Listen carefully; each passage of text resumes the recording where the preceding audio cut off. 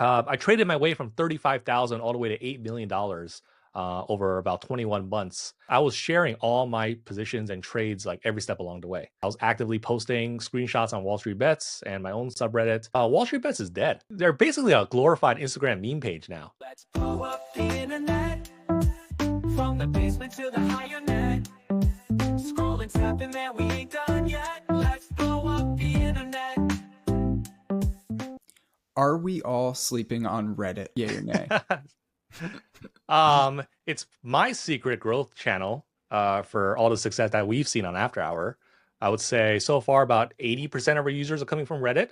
And I've heard from a lot of founders, they say that Reddit is the hardest nut to crack. So I think it's a great leading indicator that we're onto something here, and other platforms should be pretty easy. I know Reddit has a lot of nuance. It has a lot of history to it. I've been on Reddit since like 2005, ever since like the dig migration, you know? And I think there is a technique to kind of creating your own community, and it's a long game, right? Like it took us 4 years to create our subreddit and grow it to the size it's at right now. I think it just hit 92,000 subscribers, but it's a force to be reckoned with once you actually crack it. Yeah, I've always wondered, how do you actually grow a subreddit from scratch? How do people find it? How does it grow? How does that happen?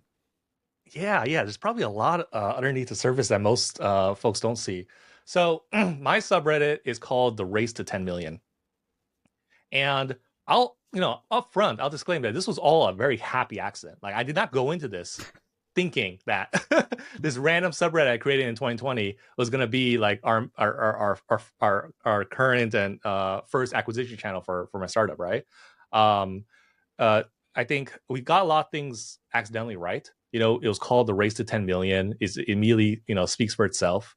It was not branded as, the startup, right? So the origin story for the Race to 10 Million was that in 2020 and 2021, when I was trading a lot and posting all my trades on Wall Street Bets, I was Sir Jack a lot, and people kind of grew to know my trades. I found a couple of others that were also doing some crazy YOLO style bets as well, right?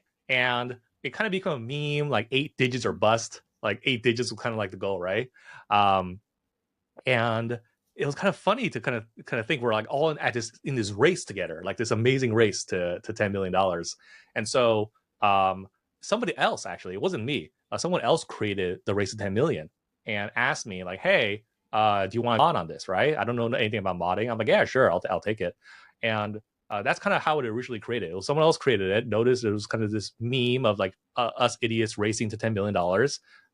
And we just started posting to it, and that's how it kind of grew its first 10,000, I think, subscribers, right? It was just like me posting about it, him posting about it, a few others kind of started getting onto it. It kind of became like our own like small subreddit in that way. Wow. And that was 2020, 21, and then afterwards, when the market crashed and a lot of people weren't paying attention, it kept growing, slowly but surely, a couple hundred every day, until I think earlier this year it cracked 25,000 subscribers. Like I think this is a little secret here, that I think 25,000 subscribers is the magic number for a subreddit to cross, and then it starts trending. Because I noticed as soon as it hit that number, posts would dramatically get like 100,000 views or more, and I'm like, oh, this is reaching like bigger than that subreddit. I think before then, only people that joined that subreddit get those posts. But if you cross 25,000, Reddit thinks like, oh, this is like important enough, I'm going to show it to people's like For You feeds and trending feeds or whatever, right? And we started getting listed on those like top 50 finance subreddits or whatever. So like momentum begets momentum, and so more and more people are discovering it. And I'll stop there first. No, that's fascinating. I talk a lot about organic growth, and starting the subreddit is somewhat accidentally, just building a community for fun, and then building a startup on top of it, using it as an acquisition channel. I mean, I'm a huge fan of Greg Isenberg and friends with him, and have learned so much about his ACP funnel, audience community product. And a lot of the times it happens like you and like me, where it's accidental, honestly. It's like you're just building an audience, or talking about something you love on the internet, yapping, you build a community to hang out with people, and then you're like, I should start a product because I love this. I mean, that's literally what I did with Meme Lord Technologies. I wrote a book about something I love, which is memes and meme marketing, and then made a bunch of friends, made a community, and then here we go. I have a meme marketing app that have the product that solves the problem. So I'm curious for your subreddit, how have people reacted to plugging AfterHour? How do you do that in a organic way? Because a lot of the trouble that I've faced, that a lot of founders do face on Reddit, is it's very anti-capitalism in general. Yeah. Yeah. Or maybe not even, maybe that's not the word, just like anytime somebody's trying to sell anything.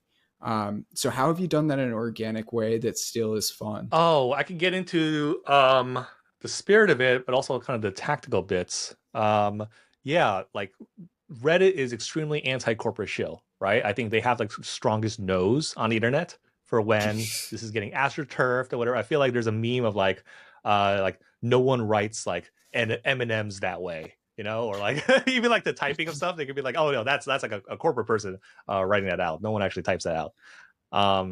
But the tactical bits are interesting.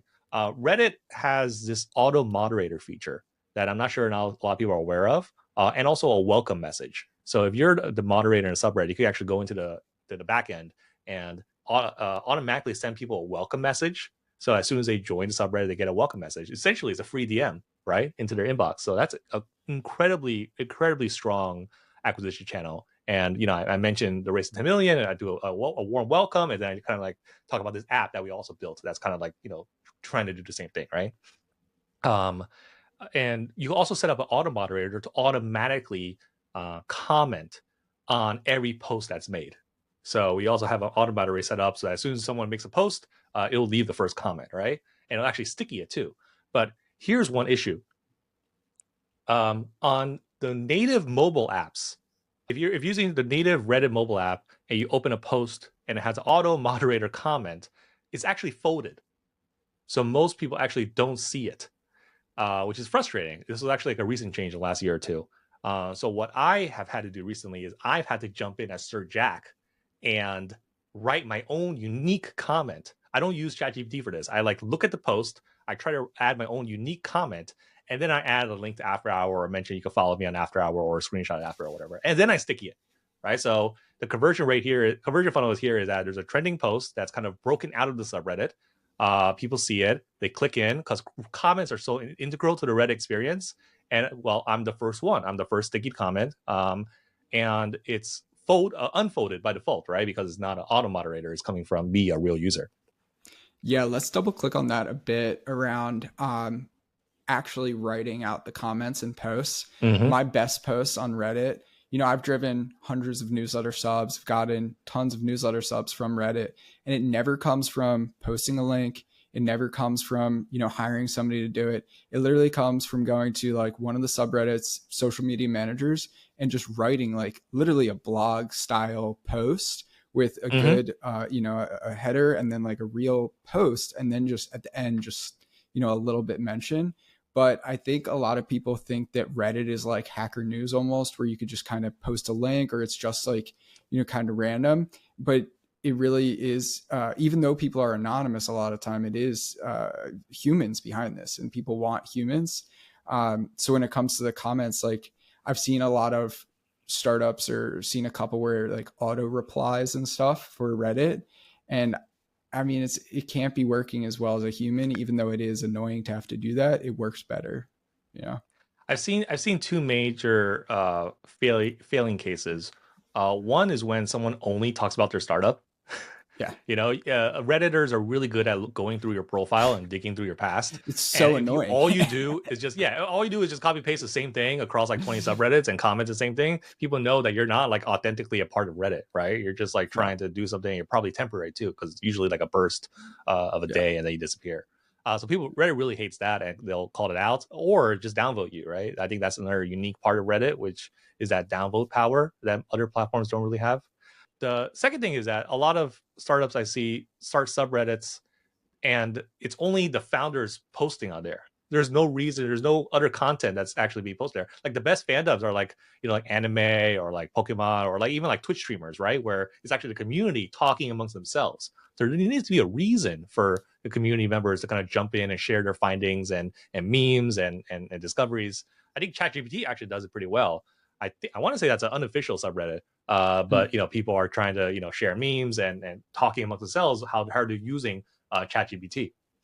Yeah, I'm curious. Before we jump into memes, I want to do that obviously.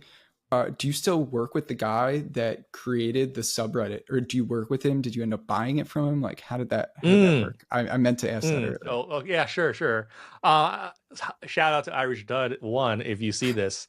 Oh, he's a legend. I think he had like a couple $1 million in GME at one point, and it all went down. But I haven't talked to him in years. He is, you know, probably aware of, you know, kind of the changes I made to the subreddit, etc. But actually, it's really funny. So getting into the really nitty gritty of this, subreddit moderation hierarchy works as a top down, meaning if you are the top mod, you have power over the lower mods, right?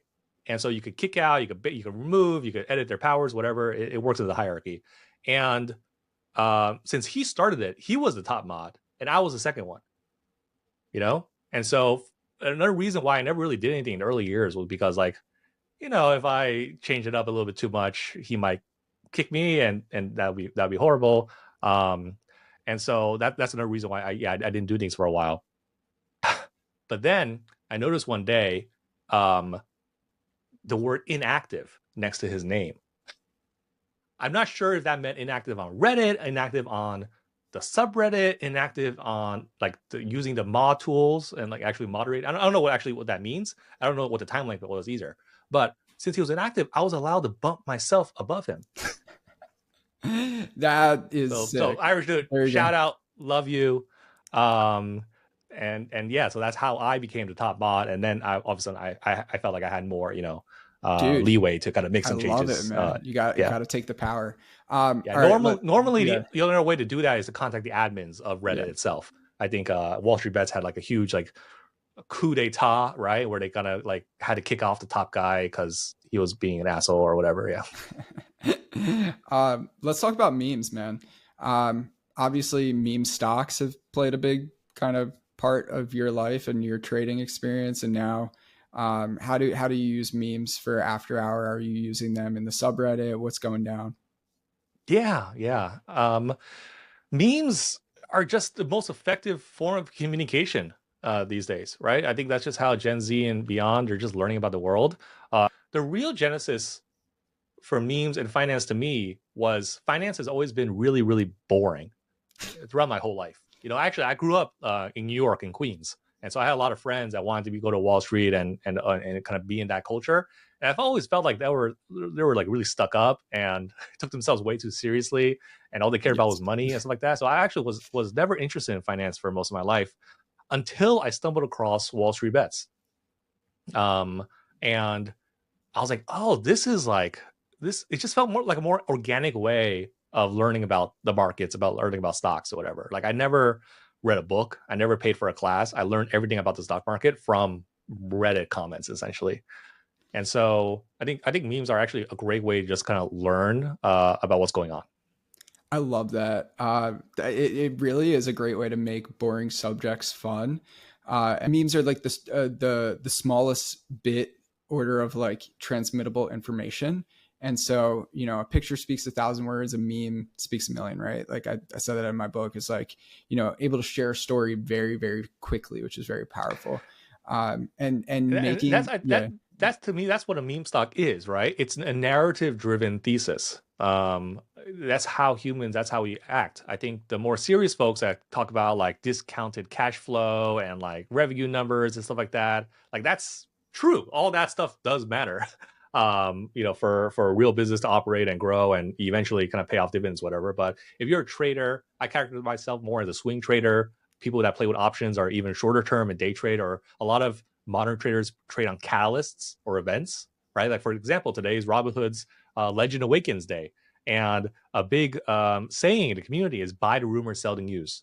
because the rumor, the imagination, the potential of what Robinhood could announce today is much stronger and will drive price action much more than the actual news, which will always disappoint because that imagination, that hype is just way too much, right? So, and then the memes just carry an extra, voltage to all that, right? So, I bought Robinhood call options 2 weeks ago. I made 160% on them. A huge number in my community. I think someone made over $1 million on Robinhood shares and calls over the last 2 weeks. Because they followed this playbook of like, hey, it sounds like the meme marketing is going to start rolling. I want to buy in ahead of the rumor, right? Ahead of the hype, write it up, and then sell before the event because, it's seldom used. That's kind of the other part of it. Yeah, stock prices are a lagging indicator of memes.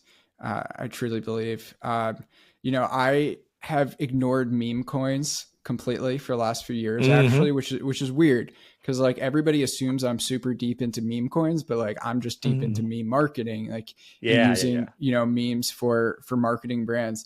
But yesterday, I bought my first meme coin. I admit it, I did it. It's really fascinating. I don't know if you've heard about this. Some like researcher dude started the AI one. Yeah, bro. Like AI agent started a meme coin, and now this meme coin has like a $200 million market cap. And there's like Mark Andreessen sent this researcher $50K, and there's all this rumors, and it's growing and it's growing. And I feel like I bought it last night. It's up, 20-30%, whatever, today. I didn't buy too much. I was just fucking around. But I was like, I feel like there's this rumor and it hasn't hit the real news yet. Like it's in the rumor mill of like a non-Twitter rumor mill, but it's not in like it hasn't hit Robinhood snacks, which it will eventually. And you're right. Like, that's the time to sell, right? Because eventually it's 100%. Like, yeah. 100%. I think that's the hard part of especially playing on momentum or the meme virus, right? Which is both trying to guesstimate how long the cycle is and where we are in the cycle. Like you said, like it started off on probably 4chan or Discord, right? Some like really esoteric niche area, and now it's crossed into Twitter and then later newsletters and later CNBC. And so the story has huge potential, and Yeah, 100%. I'm curious, would you mind regaling the audience a bit about your meme stock days and any fun stories about that? What went down? Yeah. Yeah. So I guess I got famous on Reddit as the Sir Jack a lot. And very convenient name. I actually made that name 10 years ago back in college just because that was so funny, and it got to reuse that username. It stands out. And I traded my way from 35,000 all the way to $8 million over about 21 months from February of 2020, basically the start of the pandemic, to November of 2021.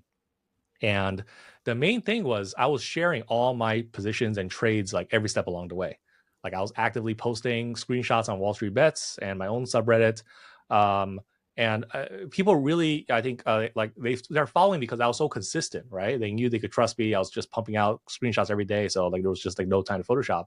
And yet when I was trying to look at other people that I could trust, I didn't know who to trust, right? Like I actually created one of the earlier GME chat rooms because this was, I think, October of 2020. So still a few months before the January craze, right? And I put $1.3 billion into GME. And I found a couple other GameStop whales and kind of people who've been on the play for a while, and I created like a chat room with them. And it's just so much different. It just hits different when you know you're talking to verified shareholders of a stock versus just like some randos on Twitter.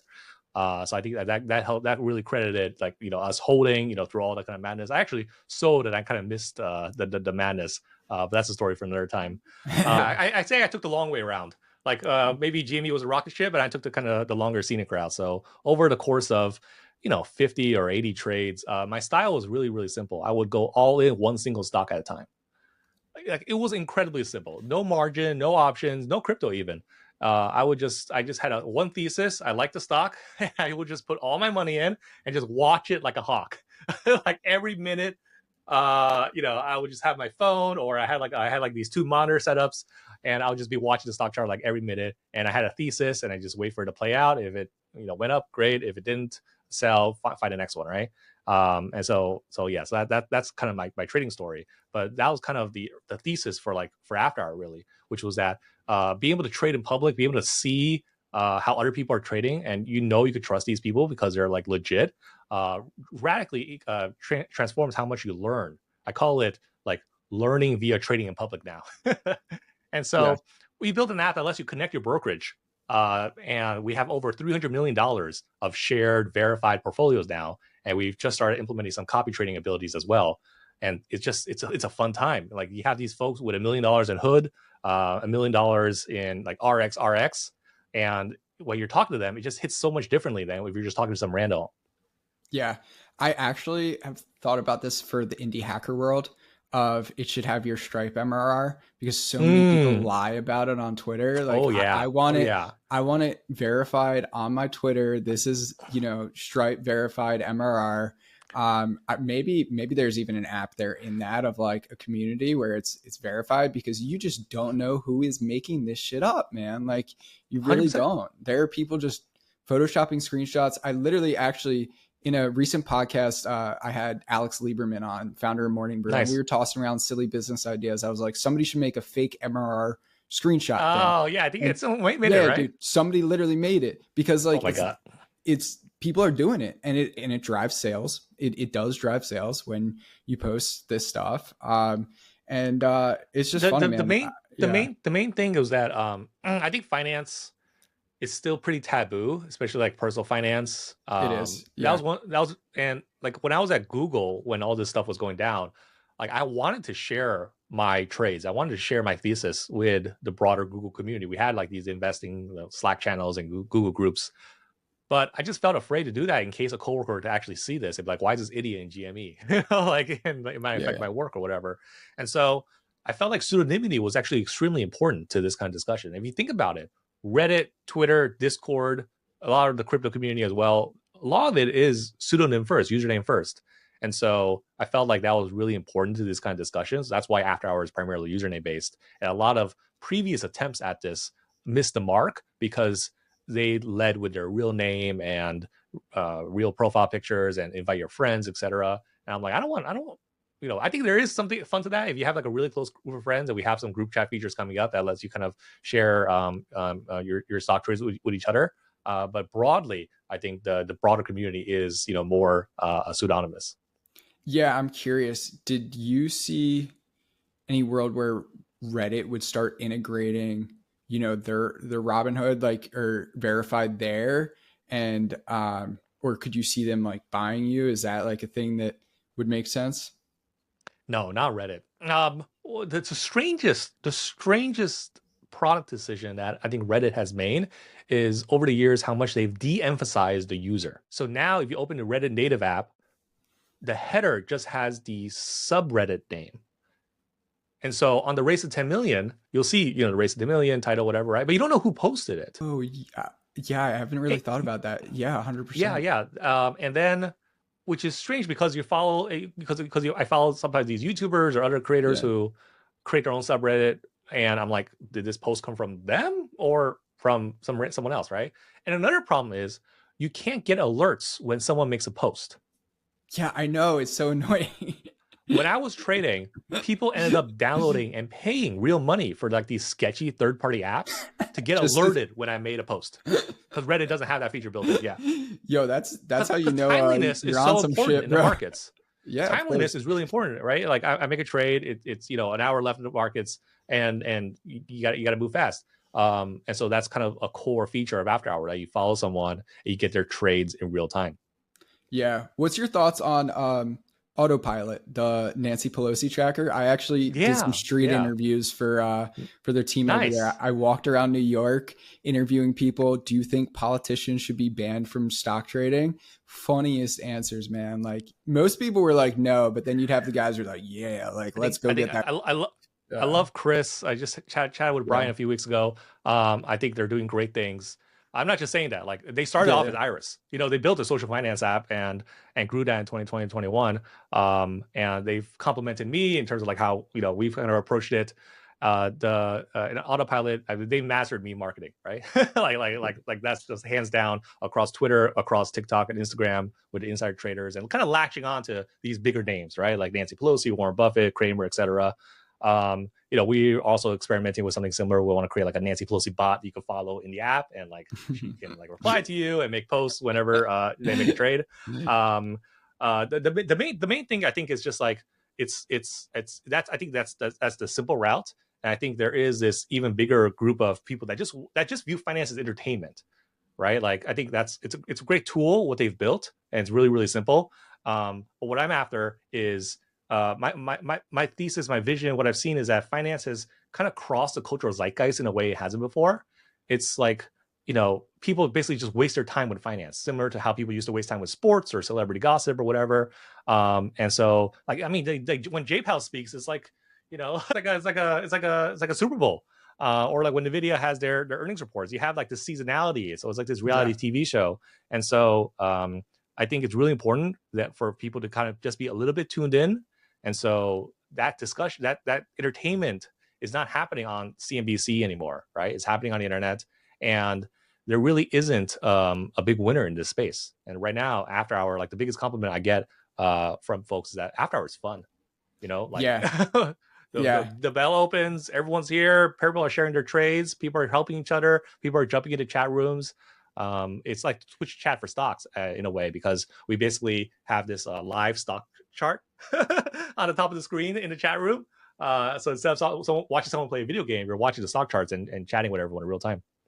I love it, man. I do feel like obviously like the trad finance stuff is boring, but even like some of the newer stuff's a little boring. Like Robinhood, they could have been more fun. You could have had an Irish Robin Hood character and made some funny shit about that. But like, I feel like even that's a little boring. And so really love what you guys are doing. Like the entertainment. Credit to actually, you mentioned Greg Isenberg and his late checkout agencies. They actually helped design the After Hour brand. No way. That's awesome. And our logo and our purple. Yeah. Dude, I love it. I mean, I had to go. Shout out to Greg. Right? I had to go to the guy that preaches community, because we're a community-based app. Yeah, that's so cool. What was the process like designing, or like coming up with that stuff and everything? I'm curious. Yeah.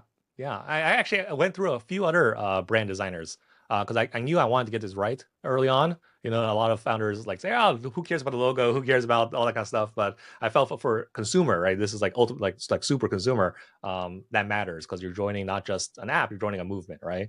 And so AfterHour.com, that was the first step. I went through so many names. Oh, I should probably find the chat logs. It was like we were almost like Zillions.com, or like wealthy, like a wealth selfie or something like that. Wow. But AfterHour.com was just like a little bit mischievous, like what's happening at dark, right?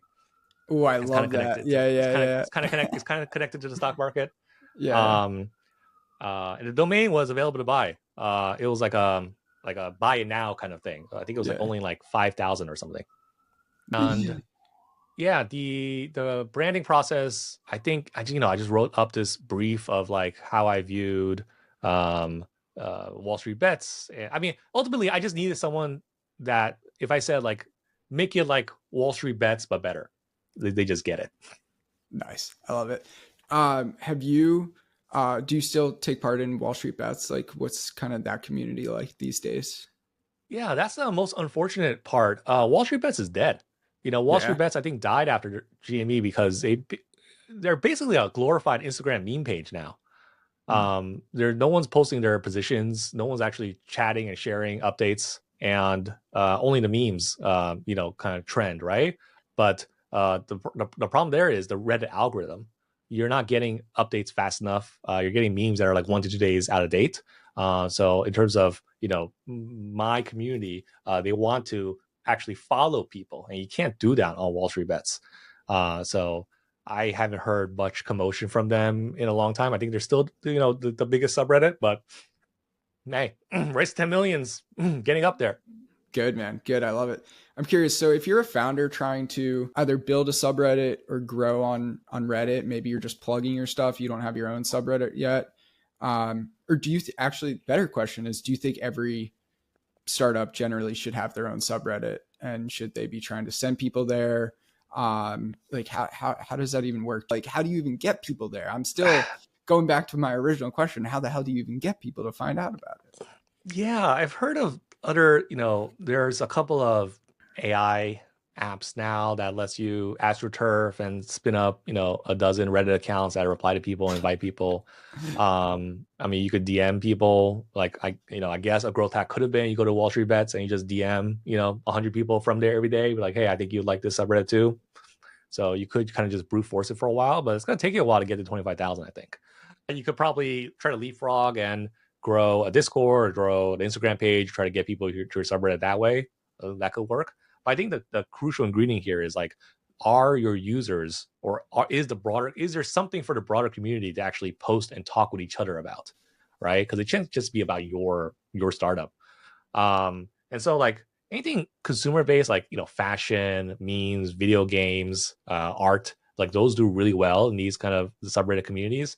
I think the most interesting case study is probably for like the enterprise world is probably Notion, right? Because they have a very large community of people that make templates and talk about their productivity hacks and whatever. And I'm not sure how they started that, because it has, a smell of like, oh, this is like corporate-y and like self-benefiting, right? But at the same time, it's so aesthetic, it's still kind of useful. So I feel like that's how Notion has managed everything, is just like good aesthetics. You don't really care if they're marketing because they just look so cool. Yeah. There's always going to be the vocal. You mentioned like how do I get through all the noise of people like, oh, you're just like a sellout and shilling after hour, right? And like, I mean, when Nikita Beer's rule number one, the internet, just post through it. Just post through it. Yes, that's one naysayer, but every day is an opportunity for thousands of new people who never heard your story, who never heard your app, to hear about it for the first time. And I think ultimately we're benefiting the community because this a verified community of traders is so much better than this trash that's out there right now on Reddit and Discords and Twitter. Like I've seen people get scammed every day, and it's like really disgusting stuff. So no one's getting scammed on AfterHour. 100%. So I'm curious, what does your employees' kind of roles look like when it comes to either community moderation or growth? Do you have people who just focus on, are they on Reddit like all day? Are they posting stuff? Like, do you have people who are just posting on AfterHour? Like, how does that work? Obviously you're doing a lot as well, just naturally being the founder and being somebody who's super online with that stuff. But how do you like instruct employees to like do that kind of stuff, if that makes sense? That's a great question, because no one on my I'm the only one doing all that stuff. Really? My team is solely engineers and designers, and so I'm the one that's like you said, terminally aligned on every platform, replying to people, and also on the app, creating all the content. I mean, you could argue this is the hard mode on hard mode. Like we didn't take any shortcuts. We never spun up any fake accounts. We never used AI to kind of auto generate content like I guess IRL did, where you're like, oh yeah, you're friends with 100 people automatically. We never took a single shortcut. Everything's been brute force and manual. And I think that's important to kind of keep your nose to the ground. You kind of build an intuition of what messaging works, what doesn't, and you can always scale later. Yeah, I got you. I just figured you maybe had some people commenting or posting and stuff like that. But you should, I would love to make an intro. Do you know Jack Rains? He's a super funny finance writer. He actually used to work for Liquidity. Yeah. He keeps it on the DL, but he ran the biggest SPAC subreddit during the SPAC days. And so he's very deep in that stuff, or was very deep in that. I feel like you guys would get along on that goofy finance stuff. And what about Twitter marketing? How have you found that, different from Reddit in general? Yeah, Twitter, despite, people talk about FinTwit, or at least the glory days of FinTwit, and it is still the destination for a lot of people that it's not been great for conversion rates. I think people are just doom scrolling and they're not really interested in clicking on something. Like really the only thing that I see take off these days are AI demos. Like these videos and these flashy AI demos are always a cherry picked example, do really well. But in terms of other stuff, I don't really see anything else taking off. Interesting. Okay. Interesting. Yeah, especially because you're not allowed to put a link in the first link. No one really clicks through the second link. It's like a huge fall off there. I feel like some of the entertainment stuff, some of the marketing case studies or crazy marketing examples can still pop off every now and then. But the AI case studies or the AI demos is everything. The Everybody main loves it. thing, and I'll always quote this tweet. I forgot his name. He's a YC founder who built this like 3D visualizer for like PCB circuit boards. Really Mhm. cool thing. Really impressive visualization demo. And he'll always say that. There's a tweet where he says, "Don't confuse Twitter virality for product market fit." 100%. Um, yeah, yeah, and don't confuse virality with sales either. Yeah, yeah. Good 100%. for the halo effect. And that's about it. Which is important. You know, it's good more for branding. It's important for fundraising and all that stuff. But at the end of the day, you need your raw numbers. Yeah. When you were fundraising for AfterHour, I assume VCs immediately understood the value of subreddits and Reddit and that kind of stuff, right? I don't think No? so. Really? I don't think I so. thought like VCs would get it because of Alexis and stuff like that. Well, Alexis, I'd love to chat with you. I credit to my first check was from Nico Panazzos at General Catalyst. He took a big bet on me, right? Like this was mid 2022. I had barely built a functioning prototype, and I basically shared him my story and what I did and my vision. And he's like, "This sounds amazing. I've been looking for the right founder to do this. How much money do you want?" And it's like the best, conversation you could have with an investor. I think I score really high on founder market fit, right? Because of my story, because of my background in building products, my obsession with the internet. And there's a certain type of investor who is willing to take that leap of faith and be like, this could be a new market. This is kind of controversial. This is like a niche sub community that could become a bigger thing, right? Not every investor is like that. But I think the best investors are, because those are the outsized opportunities, right? Like it's an incredibly small percent chance versus another, AI SaaS tool. But if we get this right, I think we're on the cusp of a multi-generation company. Because if you think about finance or fintech or all these credit cards and brokerages and other stuff, they're becoming more and more commoditized. In my opinion, they all look relatively the same. It's just a different splash of color, it's different marketing techniques, and no one's really innovated on like the daily active use case, right? Like I think it's actually really important for everyone to be engaged with their finances on a daily basis, right? It could be how much you spend on DoorDash. It could be making fun of, your friends and how much they spend on DoorDash. It could be the markets, which is kind of this, natural thing that's happening every weekday. I think you become a more informed, financially literate person, and ultimately wealthier, in the long run. Like no other fintech app is measuring DAUs, right? How often do you open your Bank of America app, et cetera?